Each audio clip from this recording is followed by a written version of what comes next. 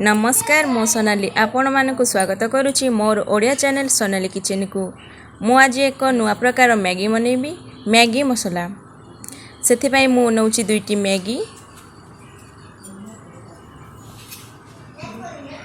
खंडे कैप्सिकम, 2टी पियाज, अल्प धनिया पत्र, गोटे टमाटो, कंचा लंका अल्प, धुडुंग 4टी, soya sauce, tomato sauce, chilli sauce,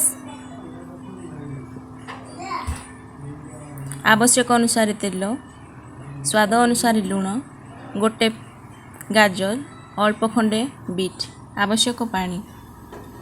चलते एवं गैस ऑन करी कड़े बसैबा।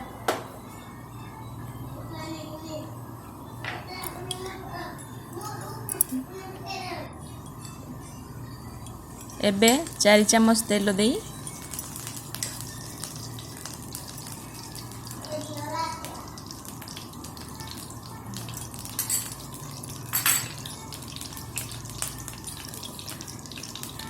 एबे कंचा लंका दबा,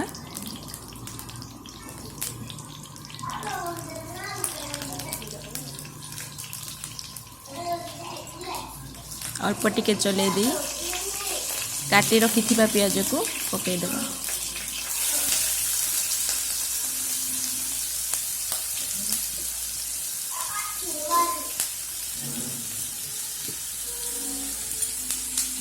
अल्प टिके चले दबा।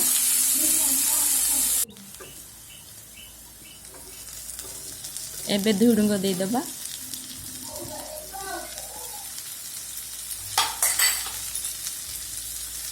काटी रखी गाजर, बीट,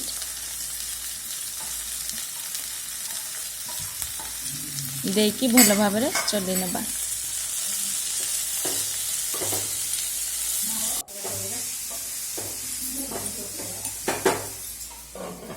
एबे घोड़े दबा। घोड़नी बाहर करी भल भाव टिके चले नबा।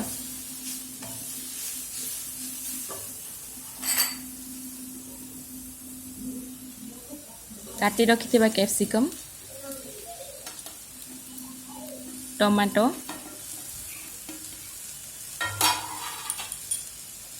भल भाव चले दबा। स्वाद अनुसार लुण मुझे 2.5 चम्मच देइछि। ए सब को भल भाव मिसई द।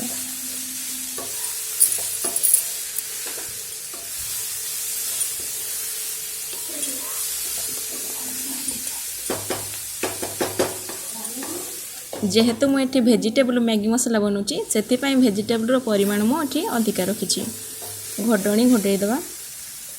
घोड़नी बाहर कर सब को भल भाव गुड़े नबा। परिबा गुड़िक सीझापी आम ए पानी दबा। मुझे गोटे बाउल पानी देछि। भल भाव टिके गुड़े नबा।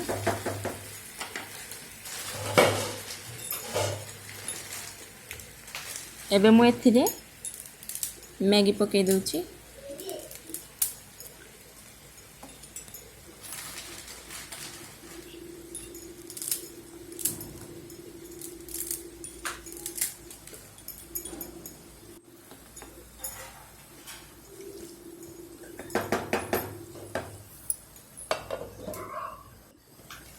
ए सब को देकी अल्प समय घोड़नी दबा। घोड़नी बाहर करी भल भाव टिके चले नबा।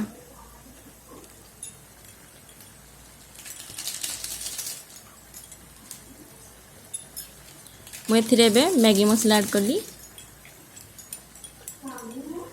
2टी।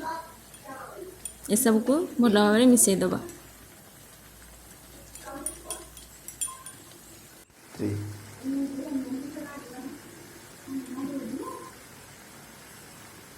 एबे मु एथिरे सोया सॉस 2 चम्मच,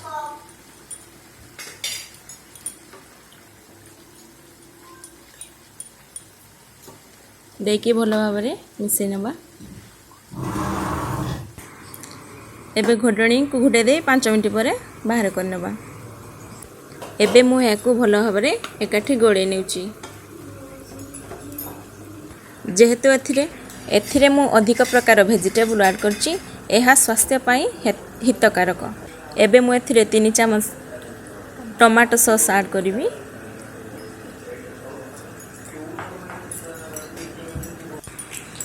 एबे मु एथिरे 1 चमच चिली सॉस देबी।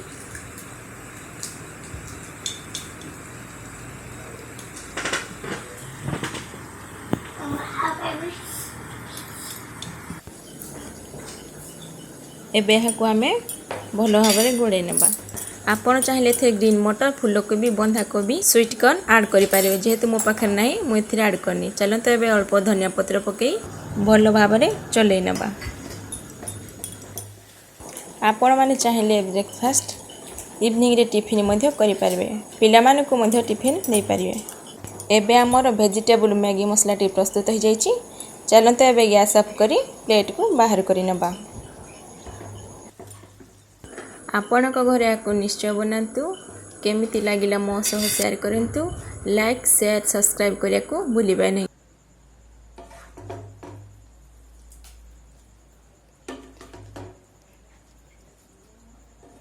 देखा हबा गोटे नुआ रेसिपी सहित मु रहूची। धन्यवाद।